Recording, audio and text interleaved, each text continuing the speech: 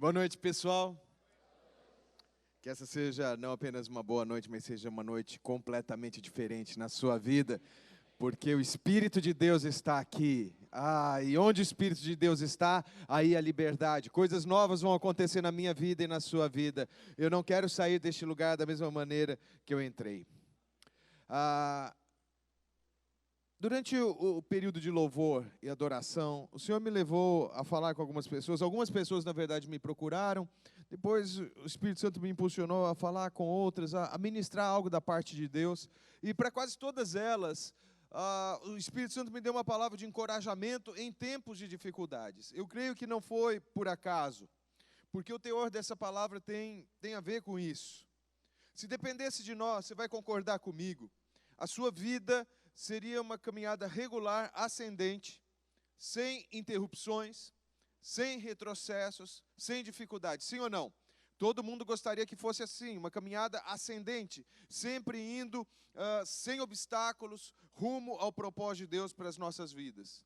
Mas se você tem algumas semanas que seja de caminhada com o Senhor, você já deve ter entendido que a nossa vida não prossegue de maneira linear. Coisas acontecem, situações, dificuldades, às vezes fruto de decisões erradas que tomamos, às vezes fruto de decisões erradas que outras pessoas tomam, às vezes fruto de circunstâncias adversas. Não conseguimos entender todas as coisas, mas temos que aprender a lidar com isso. Nessa noite eu queria olhar para um episódio na vida de um dos heróis da Bíblia. E quando eu falo um herói, eu não estou falando de um super-herói, alguém que não tem dificuldades, alguém que tem superpoderes e pode enfrentá-los de uma maneira que eu e você não poderíamos fazê-lo. Não. Quando a Bíblia trata dos seus heróis, ela está sempre falando de pessoas de carne e osso como eu e você. E o que eu acho maravilhoso na Bíblia é que ela não esconde as falhas dos seus heróis. Se você, por exemplo, pegar a história de Davi, que é retratado na palavra de Deus como o homem segundo o coração de Deus, você vai ver registrado ali as falhas desse homem, falhas grosseiras, o pecado de assassinato, o pecado de adultério, o pecado de negligência da sua família. Ainda assim, o Senhor, que é o Deus da segunda chance, como nós vamos ver aqui, o restaurou e o testemunho é mantido, o grande rei de Israel, o homem segundo o coração de Deus. Mas nós não vamos nessa noite olhar para a vida de Davi, nós vamos olhar para a vida de outra pessoa. E como eu disse, a Bíblia não esconde as falhas dos seus heróis. Mas eu olho para a vida deste homem e eu tenho dificuldade de encontrar uma falha, um porém, um senão, um defeito nele, um mau passo que ele tenha dado, um vacilo. Realmente não encontro. Há apenas um momento em que o Senhor faz uma advertência a ele. Eu estou falando de um homem que teve um currículo invejável. A concepção dele foi fruto de um milagre. A mãe dele não podia ter filhos, clamou ao Senhor e, sobrenaturalmente, o Senhor a curou e ela pôde gerar um filho. Ela e seu marido, então, geraram um filho que foi consagrado ao Senhor desde o ventre, ou melhor, desde antes, porque a oração dessa mulher era: se o Senhor me der, eu devolvo para o Senhor, eu entrego para o serviço da tua casa. Então, uma consagração total. E foi isso que aconteceu. Ele foi entregue ao serviço da casa do Senhor. E se tornou, aprendeu o ofício sacerdotal e o desempenhou de maneira diferente daqueles da sua geração. Aliás, ele fez diferença na sua geração. Ele também fez o coração do povo de Deus voltar ao Senhor, numa fase em que o povo estava desviado. Ele encerrou um dos ciclos da história de Israel de maneira excelente e preparou o caminho para a fase seguinte. Porém, com todo esse currículo, como eu disse, houve um momento em que ele quase perdeu o propósito. Se você está familiarizado com a palavra de Deus, você deve saber de quem eu estou falando. Quem sabe de quem eu estou falando? Quem? Samuel. Muito bem, você não faltou nessa aula e não perdeu essa leitura. Estou falando de Samuel, um homem admirável. Tenta achar um defeito na vida de Samuel. Eu acho que você não vai encontrar. É claro, homem como nós, ser humano como nós, teve as suas falhas, mas eu não vejo nada grande registrado aqui na palavra. Mas eu queria ler um texto onde o Senhor faz uma repreensão a ele, e talvez quando você ouve essa repreensão, você deve pensar assim: puxa vida, se essa fosse a única repreensão que Deus fizesse à minha vida, eu estaria feliz. Vamos ver lá, 1 Samuel 16, verso 1, está escrito: o Senhor disse a Samuel: até quando você irá se entristecer por causa de Saul? Eu o rejeitei como rei de Israel. Enche um chifre com óleo e vá a Belém. Eu o enviarei a Jessé. Escolhi um de seus filhos para ser rei. Essa é a palavra do Senhor para nós hoje. O Senhor quer nos ensinar algumas verdades aqui. Qual o contexto em que acontece essa repreensão de Deus a Samuel? Samuel, como eu disse para vocês, ele encerrou um ciclo. Ele foi o último juiz de Israel. E a partir daí, a partir desse momento, ele faz a transição para o período dos reis. O povo pediu um rei. Não era o propósito original de Deus, mas Deus atendeu ao pedido do povo. Mas Deus não deixou que o povo escolhesse, vamos fazer uma votação para quem vai ser o rei. Não. Deus apontou alguém. Deus levantou, Deus escolheu essa pessoa. Mostrou essa pessoa para Samuel, o rei Saul.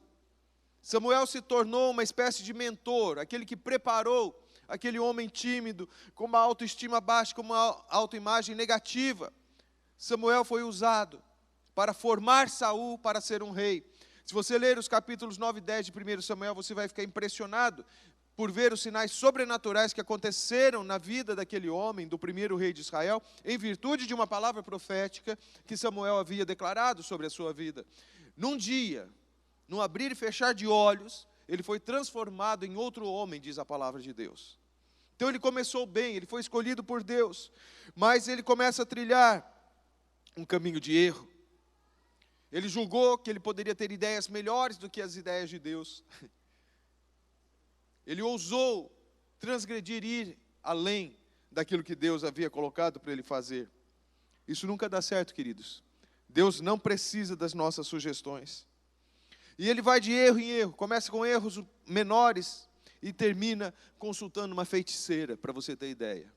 Um homem que, nos seus dias de glória, tinha varrido a feitiçaria de Israel. Quando ele passa um aperto, ele pergunta, será que sobrou alguma? Pode ter certeza, quando você precisar errar, o diabo vai estar pronto para mostrar onde tem o caminho do erro para você. E Saul descobriu onde havia uma feiticeira e acaba consultando essa feiticeira. Então, uma história que começa bem e termina muito mal. E que quem tem a missão de dar a notícia para Saul de que ele havia sido rejeitado? O próprio Samuel, como profeta, tem que entregar essa palavra. Então, imagine você a decepção, o peso, a tristeza, a frustração que estava no coração de Samuel, no momento em que ele tem que entregar essa palavra. Dizer, olha, você foi rejeitado, você foi riscado, você foi cortado. Se você tivesse procedido bem, o seu trono seria estabelecido para sempre. Mas agora, essa promessa vai passar para outra pessoa. Essa foi a mensagem que Samuel teve que entregar para Saul. Mas não é fácil. Um profeta gostaria de ter missões fáceis. É tão gostoso, queridos, quando a gente vai profetizar coisas boas, aquilo que as pessoas entendem como coisas boas. Eis que assim diz o Senhor, abrirei um caminho de prosperidade na sua vida, te colocarei por cabeça e não por cauda. Isso é maravilhoso, e Deus fala dessa forma. Porém, um profeta tem que falar tudo aquilo que Deus fala. E muitas vezes a mensagem de Deus é uma mensagem de correção, uma mensagem de confronto, como aconteceu aqui na história de Samuel e de Saul. Então isso causou muita tristeza no coração de Samuel. O que está narrado no versículo imediatamente anterior ao que nós lemos, revela bastante. 1 Samuel 15, 35. Nunca mais Samuel viu Saul, até o dia da sua morte, embora se entristecesse por causa dele, porque o Senhor arrependeu-se de ter estabelecido Saul como rei de Israel. Então você vê que em virtude dessa rejeição, de ter que dar essa notícia, da frustração, Samuel se entristece. E todos nós passamos por momentos difíceis. Algumas das pessoas para quem o Senhor, nessa noite, no momento da adoração, me levou a entregar palavras, as palavras foram palavras de restauração em momento de tristeza, em momento de derrota. Porque todos nós passamos por isso, eu e você passamos por isso. Mas o que nós temos que fazer nesses momentos? Nós temos que aprender as lições que Deus quer nos ensinar. Deus nos ensina algumas lições nesse versículo que nós lemos. E eu gostaria de refletir sobre isso rapidamente nos próximos minutos com você. O que nós podemos aprender sobre como lidar com as frustrações e decepções. Inicialmente, queridos, eu tenho uma boa notícia para você. Nós podemos e devemos aprender que o lamento, a tristeza, o choro, tem uma duração. Não é para sempre.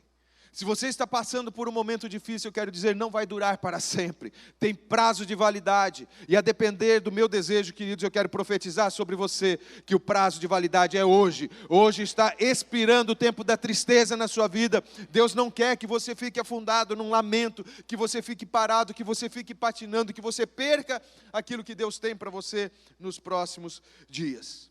É interessante, Deus não repreendeu Samuel por estar triste. A pergunta não é por que você está triste. Não, a pergunta é até quando você irá se entristecer. O problema não é se entristecer. Quando você passa por perdas, quando você passa por frustrações, por decepções, a reação natural, a reação esperada é que você se entristeça, sim. Vou dizer mais, a reação saudável é que você se entristeça. A ausência de dor no seu físico indica que algo não está bem com você. Se você estiver com alguma enfermidade que causa dor e você não sentir dor, aquilo é um problema. Porque a dor é um termômetro para o estado do seu físico. Assim na sua alma também. Não sei se você conhece algumas daquelas pessoas que a gente chega às vezes a ter uma inveja santa. Parece que nada abala fulano de tal.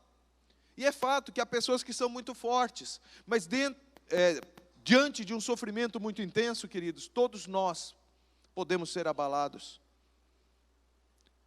Todos nós precisamos saber como expressar a nossa dor. Então o problema não é ter dor. Como eu disse, a expressão dela, sentir a dor, é algo natural. É um problema quando as pessoas ficam reprimindo, escondendo, às vezes por orgulho. Às vezes não é que a pessoa não sente dor, mas ela não quer mostrar para ninguém, porque o que vão pensar dela, se ela expuser a dor que ela está sentindo, isso não é uma atitude saudável, queridos. O rei Davi, que nós mencionamos aqui, quantas vezes você pega os salmos dele, tem lamentos ali. Até quando, Senhor? Por que isso está acontecendo? Senhor, muitos são os que se levantam contra mim, me socorre, Deus. Davi fazia isso, derramava a sua alma. Eu creio que até por isso, é uma das razões pelas quais ele é chamado de homem segundo o coração de Deus. Ele não escondia as suas dores e o seu sofrimento. Então não tem problema você sentir dor. O problema é você deixar que essa dor se prolongue. Não respeitar o prazo de validade. Se você tomar um medicamento vencido, aquele medicamento que podia te curar pode te matar. Então não permita que o lamento, que a tristeza se estenda por tempo demasiado. No caso de Samuel, alguns, e eu já passei por isso também, alguns ficam tempo demais no período do lamento, esquecendo-se de uma grande verdade bíblica, Salmo 30, verso 5. O choro pode persistir uma noite, mas de manhã irrompe a alegria. Na versão mais conhecida, o choro pode durar uma noite, mas a alegria vem pela manhã. Deixa eu dizer, o período da manhã, literalmente, aconteceu já há algumas horas. Então é tempo de você parar de chorar, parar de se lamentar. Um novo dia está surgindo sobre a sua vida, querido. E o tempo do riso está voltando, amém? A alegria está sendo restaurada. Eu quero profetizar sobre a vida da igreja. Aliás, queridos, há uma unção profética aqui, né, Dudu? Ei, há uma unção profética aqui. Eu quero falar não apenas para vidas individualmente, mas eu quero profetizar sobre a vida da igreja, que um novo tempo está vindo, o desatar de um poderoso avivamento nessa virada do ano. Eu quero profetizar, algo novo acontecerá no nosso meio, o Senhor trará sinais da sua presença aqui. Ei, eu preciso sair um pouquinho da palavra, porque estou me lembrando aqui que o pessoal da intercessão me passou algumas palavras de conhecimento. Esse novo tempo será marcado por sinais sobrenaturais e por curas. O pessoal da intercessão passou o sentimento de que Deus vai curar pessoas que têm problemas no caminhar, pessoas que estão mancando. Ei, já vai recebendo sua cura aí. Amém? Deixa eu achar aqui, tem mais palavra de conhecimento. Ei, vamos ver se eu acho rapidinho aqui. Você espera um pouquinho? Você quer a sua cura, né? Então vamos achar, o que Deus está falando aqui. Aleluia. Pessoal, me ajuda a achar. E o pessoal da intercessão. Achei.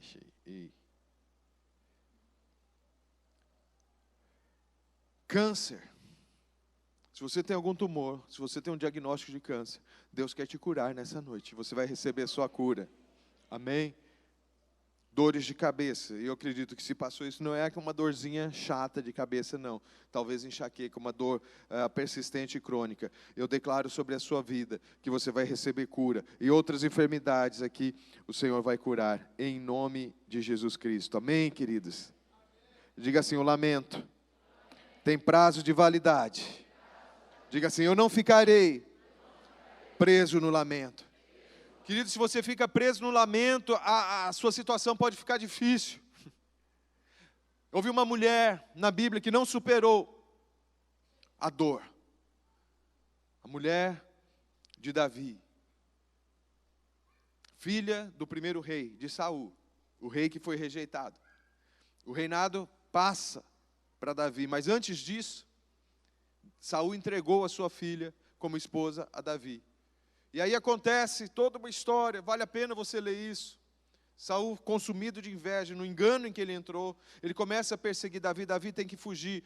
A sua esposa, Mical, fica no palácio. O que o pai dela faz? A entrega em casamento para outra pessoa, para outro homem, um homem chamado Paltiel, que se apaixonou por ela, e ela também se apaixonou por ele. Não sabia se Davi voltaria, enfim, tinha sido dado em casamento a um outro homem. Aí Davi volta e fala, não, eu quero o meu troféu, e arranca essa mulher do marido com quem ela estava vivendo.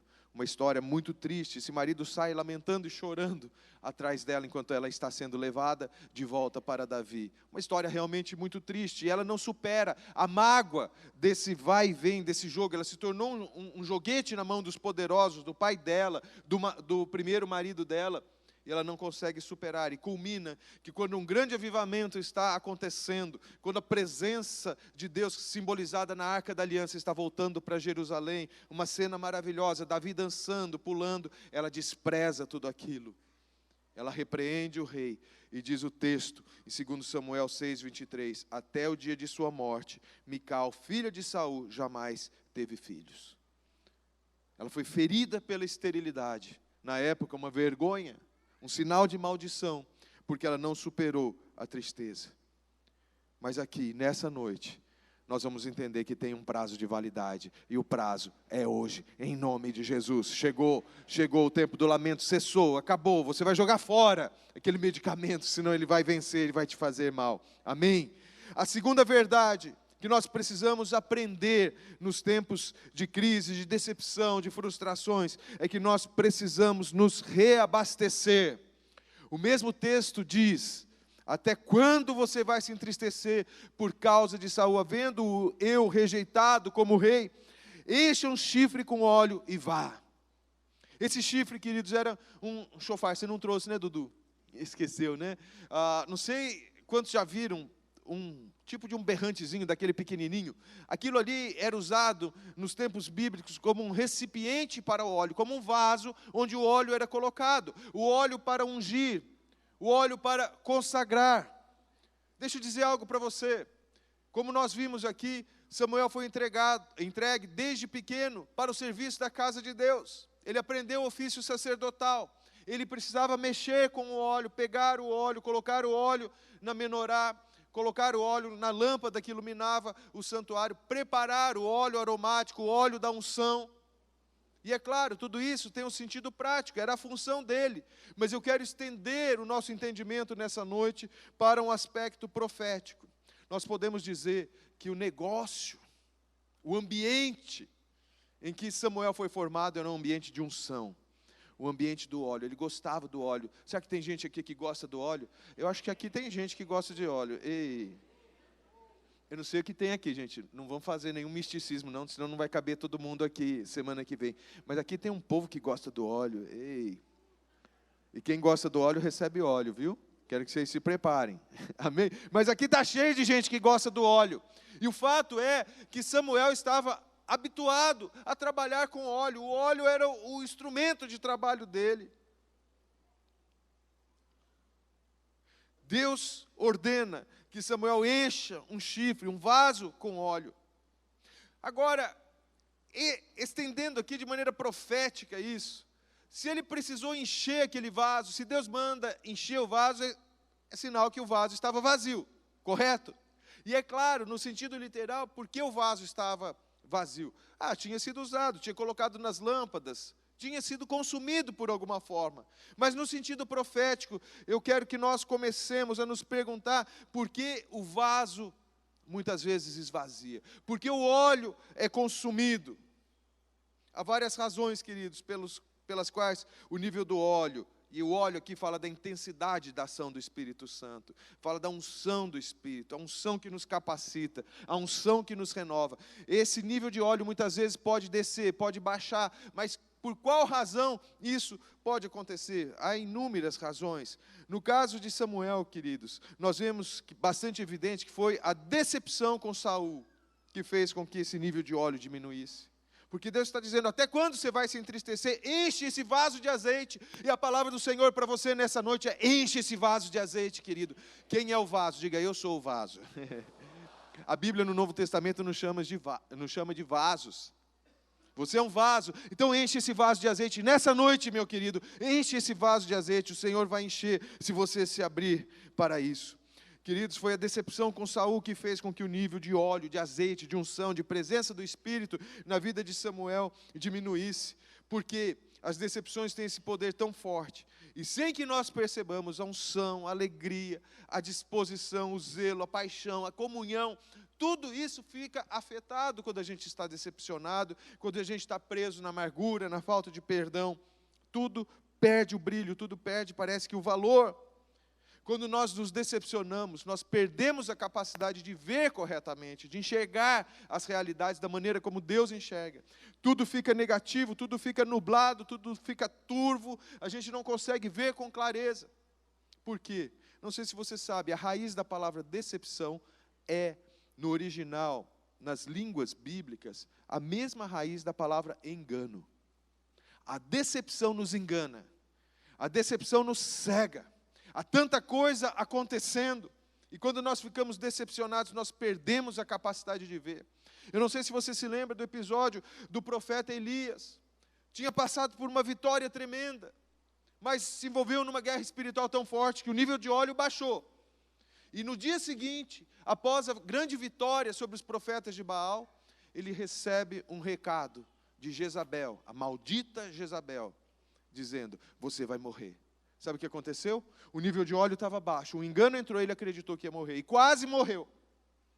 Não fosse o renovo que o Senhor trouxe sobre ele. E Deus, nessa noite, vai trazer um renovo sobre a sua vida. Deus vai devolver a você a capacidade de ver como Ele vê. Deus vê além do problema que você está passando, querido. Ele sabe onde tudo aquilo vai te levar. Agora, a decepção, queridos, pode se dar em pelo menos 3 direções. Nós podemos, em primeiro lugar, nos decepcionar com as pessoas. Esse foi o caso de Samuel. Como nós vimos, ele tinha investido em Saul, e o rei falhou 1 vez, 2, 3. Foi trilhando um caminho de erro, de derrota, e acabou sendo rejeitado. Como nós vimos, o próprio profeta teve que dar o anúncio do juízo de Deus. A gente se decepciona com as pessoas, porque nós gostaríamos de controlar tudo ao nosso redor. Pessoas, situações, circunstâncias. A gente gostaria de dar uma orientação para uma pessoa que você vê que está fazendo a coisa errada, dar orientação e vê-la corrigir o caminho. E muitas vezes a pessoa corrige, mas que tristeza é para nós quando você vê que essa pessoa está obstinada no erro. Você fala, a pessoa às vezes diz que vai fazer, mas não faz. Ou diz de cara, não vou fazer. E a gente se entristece porque nós amamos as pessoas e sabemos que aquilo não vai terminar bem. Quem é pai sabe do que eu estou falando. Quando nossos filhos são pequenos, você diz, você vai fazer assim, não importa se o filho está recebendo ou não muito bem aquilo, mas ele não tem outra opção senão obedecer. E à medida que eles vão crescendo, eles vão fazendo as suas escolhas. E o desejo de um pai é sempre que os filhos façam boas escolhas. Mas chega um momento em que você diz, olha, eu acho que deve ser assim, e você não pode ser, não estou falando de princípios, tá ok? Mas dentro da liberdade que a maturidade vai trazendo, na adolescência, juventude, os nossos filhos vão tomando algumas decisões. A obediência dentro de casa é inegociável, mas as convicções, os valores, muitas vezes a vida vai ensinar. Sim, a minha oração é para que as minhas filhas tomem boas decisões. Mas eu sei que tem perspectivas que elas têm diferentes das minhas. E não tem nenhum problema nisso, desde que não envolva erro. E tem coisas que eu entendo que a vida vai ensinar. Para cada pessoa que está aqui. Você já tomou decisões diferentes daquilo que você deveria ter tirado, sim ou não? E aí o que aconteceu? Muitas vezes a vida precisou te corrigir. E você muitas vezes pensa, se eu tivesse feito diferente. Mas, queridos, quando nós investimos, como aconteceu com Samuel, a gente espera que a pessoa corresponda àquilo. O desejo de Samuel era que Saul tivesse se tornado um rei, como se tornou depois Davi. Mas isso não aconteceu, isso gerou uma frustração nele. Muitas vezes nós esperamos gratidão, e o que nós recebemos é indiferença, rebelião, ingratidão. Isso dói, e como eu disse, muitas vezes tem o poder de nos paralisar. Mas nós não apenas nos decepcionamos com as outras pessoas, muitas vezes a gente se decepciona com a gente mesmo, sim ou não? Você já se decepcionou com você mesmo? Eu já. Decisões erradas que eu tomei, coisas erradas que eu fiz, coisas vergonhosas que eu não queria ter feito. Sabe aquelas páginas que se a sua história tivesse registrada, escrita, você olharia e pensaria assim, isso ninguém pode ver, deixa eu arrancar. Mas você não pode arrancar. Mas essa página pode ser coberta pelo sangue de Jesus. Amém? Veja bem o que aconteceu com Pedro. Você se lembra? Pedro, sempre Pedro, né? Bocudo. Jesus avisando, olha, eu vou ser preso, eu vou ser levado ao tribunal, eu vou morrer, e vocês vão se dispersar. Aí Pedro disse, eu? Eu não. Esses aqui, pode ser, são fraquinhos. Mas eu, ainda que eu tenha que morrer com você, Jesus, eu vou. Ele foi? Não foi. Chegou perto. Diferentemente dos outros, juntamente com João, ele foi lá e foi acompanhando o julgamento de Jesus. Mas aconteceu exatamente do jeito que Jesus disse. Por 3 vezes, ele negou. Lucas 22, 61 e 62. O Senhor voltou-se e olhou diretamente para Pedro. Então Pedro se lembrou da palavra que o Senhor lhe tinha dito. Antes que o galo cante hoje, você me negará 3 vezes. Saindo dali, chorou amargamente. Qual foi o resultado disso? Pedro se frustrou consigo mesmo, se decepcionou consigo mesmo e ficou paralisado. Ele ficou tão preso na decepção consigo mesmo. Você se lembra que eu disse que a decepção é um engano, ela nos engana, ela nos impede de ver? Pedro ficou sem conseguir ver o restante daquilo que Jesus tinha falado. O que Jesus tinha dito? Olha, eu vou ser levado diante das autoridades, dos religiosos, dos romanos, eu vou ser condenado, eu vou ser preso, mas ao 3º dia eu vou ressuscitar. Pedro não se lembrou disso, nenhum discípulo se lembrou disso. Ficaram presos nessa decepção, nessa frustração, e não conseguiam enxergar o restante da promessa, a promessa da ressurreição. Nesse meio tempo, o que aconteceu com Pedro? Até que ele fosse restaurado, ele voltou a pescar. Era o que ele sabia fazer, ele voltou à sua vida antiga. Tamanho foi o engano, a frustração, a decepção pela qual ele passou. Mesmo depois da ressurreição, ele ainda estava pescando, ele ainda precisava de uma restauração. E sabe o que Jesus fez? Jesus restaurou Pedro. Você se lembra no finalzinho do Evangelho de João, a conversa entre Jesus e Pedro? Pedro, tu me amas? Sim, Senhor, eu te amo. Jesus, 2ª vez, Pedro, tu me amas? Sim, Senhor, tu sabes que eu te amo. 3ª vez, Pedro, tu me amas? Senhor, tu sabes todas as coisas, tu sabes que eu te amo. E parece que Pedro até aqui não estava entendendo por que da insistência de Jesus. Até que ele percebeu 3 vezes. Para cada uma das vezes que Pedro negou Jesus, Jesus deu a ele a chance de reparar, dizendo, Senhor, eu te amo. Se você falhou, se você está decepcionado com você mesmo, eu quero dizer que o Senhor te dá uma 2ª chance. E se você já usou a 2ª chance, Ele te dá a 3ª. E se você já falhou na 3ª, Ele vai te dar a 4ª, 5ª, 6ª. Enquanto você disser, Senhor, eu não te deixo, Ele vai continuar dando chances para você, para que você seja restaurado, para que este vaso seja cheio de azeite novamente. E essa é uma noite de encher este vaso de azeite. O que aconteceu? O que aconteceu quando Pedro foi restaurado? Veja o que está em Atos 4:8. Então Pedro, cheio do Espírito Santo, disse-lhes, e aí ele faz um discurso poderoso ali, cheio do Espírito Santo. Aquele vaso não estava mais vazio, estava cheio, e nessa noite este vaso, e este vaso aí vão ser cheios ainda, em nome de Jesus. Eu não estou aqui para trazer uma palavra bonita para você, para trazer um ensino para você, eu estou aqui simplesmente para preparar o terreno para que o Espírito Santo haja, e encha esses vasos de azeite. Quem está aberto e livre para isso, levanta a sua mão e diga: eu estou aqui, Senhor, eu quero ser cheio uma vez mais. Ei. Agora, nós podemos nos decepcionar com as pessoas, podemos nos decepcionar com a gente mesmo, mas nós podemos também nos decepcionar com Deus. Confesso para vocês que às vezes tem um pouquinho de dificuldade com isso, queridos, mas é verdade.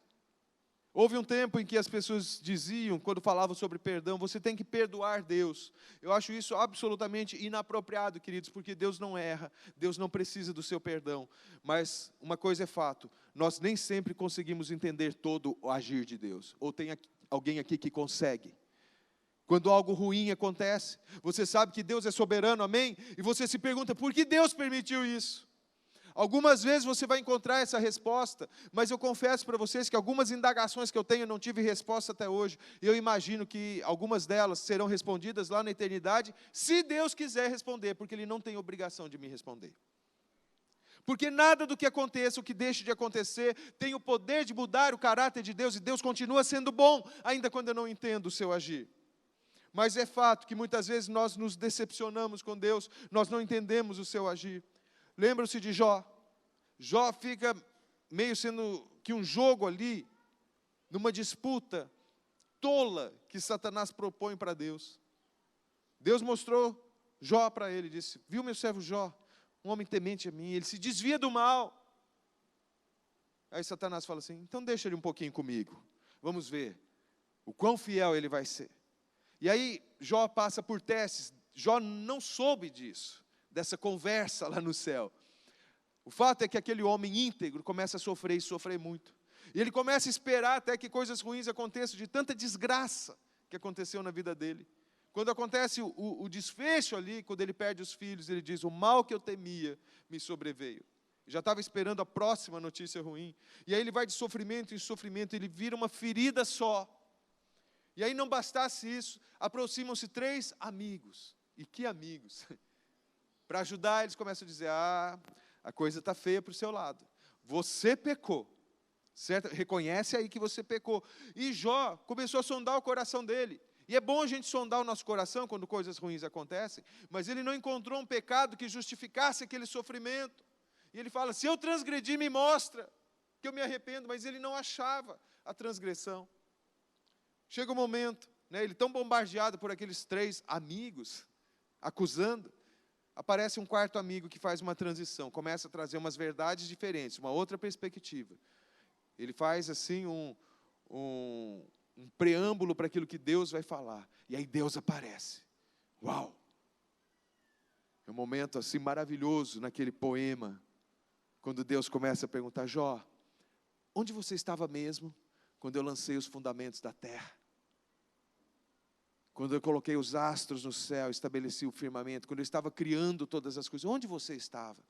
E Deus se mostra de um tamanho tão impressionante, tão grandioso, e Jó vai diminuindo, que ele diz assim, Senhor, eu errei.